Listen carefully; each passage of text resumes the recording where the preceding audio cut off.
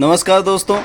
जैसा कि आप सभी को पता है कि हेल्थ का मुद्दा हमारे देश का सबसे ज्वलंत मुद्दा है और आज हमारे साथ मौजूद हैं ललित गोयल जी, जो एक ऐसी स्कीम के बारे में आपको बताएंगे जो इस सेक्टर को बदल के रख देने की ताकत रखता है।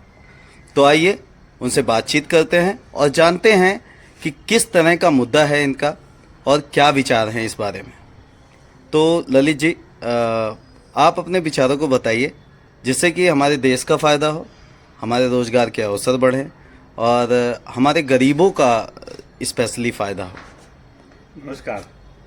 वर्तमान में भारत में जो सरकारी हेल्थ का सिस्टम है बहुत ही बेकार है। इतनी वेटिंग है, इलाज जाते हैं धक्के खाने पड़ते हैं।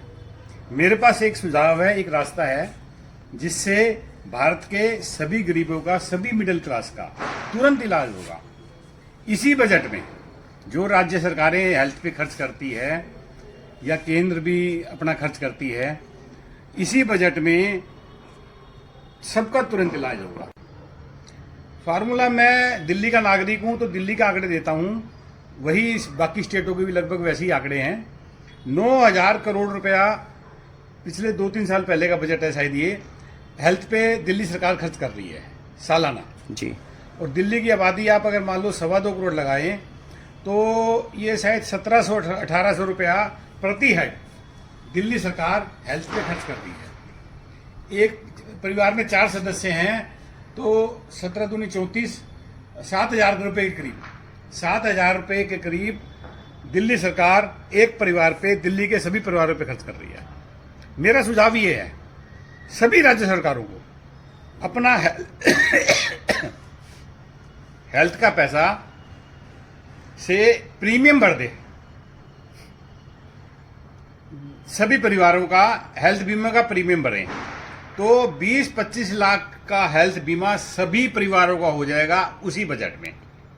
एक बात जो मुझे पूछनी है आपसे कि अगर ये सारा बजट जो है हेल्थ में हेल्थ इंश्योरेंस के तौर पे चला जाएगा अगर लोगों के पास, तो उसके बाद वहाँ के जो कर्मचारी हैं, सरकारी कर्मचारी हैं, उनका क्या होगा फिर से? डॉक्टर्स वगैरह, डॉक्टर नर्स वगैरह,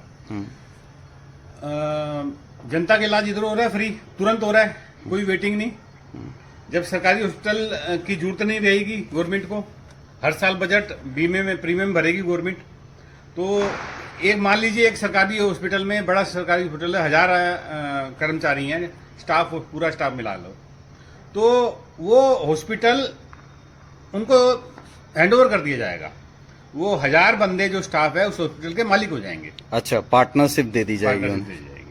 तो जनता उस हॉस्पिटल में जाएगी, जनता से प्रीमियम के थ्रू, हेल्थ बीमे के थ्रू, हेल्थ बीमा कंपनियां हॉस्पिटल को पैसा देगी तो स्टाफ में बटेगा, तो उनको भी, सरकारी कर्मचारी को भी फायदा होगा। इसमें मेहनत करेंगे तो उनको ज्यादा वेतन मिलेगा।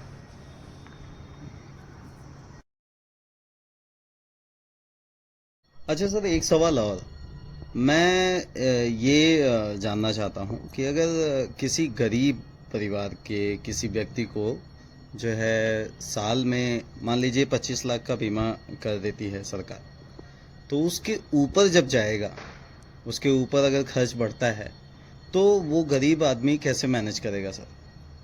पहली बात तो 99% का इसमें हो जाएगा 25 लाख में, बल्कि 1% से भी कम। कुछ ओवर निकल गया बजट, किसी का खर्चा निकल गया, तो उसके लिए भी एक समाधान है कि इस स्कीम से 20%, 15% अमीरों को बाहर करके वो बजट रखा जा सकता है उनके लिए। हाँ सर।